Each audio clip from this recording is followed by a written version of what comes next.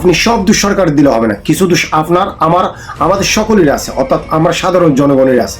যেমন ধরুন, সরকার কোনো একটা আইন প্রয়োগ করতে চাই দেশ এবং জনগণের স্বার্থে, সেখানে দেখা যায় কি আমরা দ্বিমত পোষণ করি। দ্বিমত পোষণ কেন করি? দ্বিমত পোষণ করতে চাই এই জন্য কারণ ওইখানে ওই আইনটার কারণে আপনার আমার লস হইতেছে, অথচ কিন্তু সরকার আপনার আমার চিন্তা করে করতেছে না, 18 কোটি মানুষের চিন্তা করে ওই আইনটা প্রয়োগ করতে চাইছিল। যেমন ধরেন, যে আইনটার কারণে আমার 10 টাকা লস হইতেছে, কিন্তু ওইখানে আমি দ্বিমত পোষণ করতেছি, কিন্তু দেখা গেল কি আমার লস হলে কি হবে, কিন্তু হাজার হাজার মানুষের লাভ হইতেছে শত শত টাকা, কিন্তু শত শত টাকা ওদের লাভ হইতেছে, সেটা আমার কোনো বিষয় না, আমার 10 টাকা লস হইতেছে, এটাই হচ্ছে মুখ্য বিষয়। এই জিনিসটার কারণে, এই বিষয়টার কারণে আমাদের দেশ আজকে বর্তমানে এই অধঃপতন। আমি গতকালকে একটা ভিডিওতে দেখছি, এই যে কুষ্টিয়া মুফতি হামজা যেই আসনে আছেন, ওইখানে নাকি বলছে এই যে ক্যারাম খেলা তারাবি নামাজের সময়, বিশেষ করে তারাবি নামাজের সময় এই ক্যারাম খেলা, তারপর আপনার নাচ গান, এই টিভিতে নাচ গান, এগুলো চলবে না।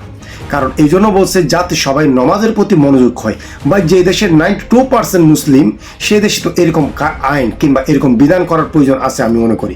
তাহলে আমাদের দেশে যদি এরপর দেখা গেল কি এটা করার পর 2 দিন ঠিকঠাক মতো চলছিল, কেউ নামাজ তারপর কেউ নামাজের সময়, তারাবি নামাজের সময় কেউ ক্যারাম খেলে নেই, জুয়া খেলে নেই, এই যে তারপর দেখা গেল কি কেউ টিভির মধ্যে নগ্ন নাচ এবং গান বাজনা কেউ চালায় নেই।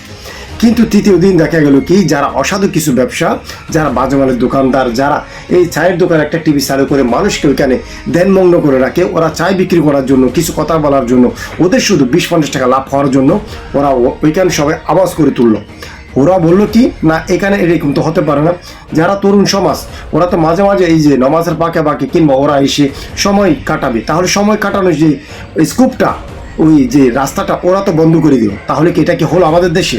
অর্থাৎ আমাদের দেশে শরিয়া আইন আপনার প্রয়োগ করতেছে, এই ধরনের কথাবার্তা বলতেছে। দেখুন, আমাদের বাংলাদেশের জনগণে আসলে অনেকখানি খারাপ আছে, যার কারণে আজকে আমাদের এই বাংলাদেশের অধঃপতন।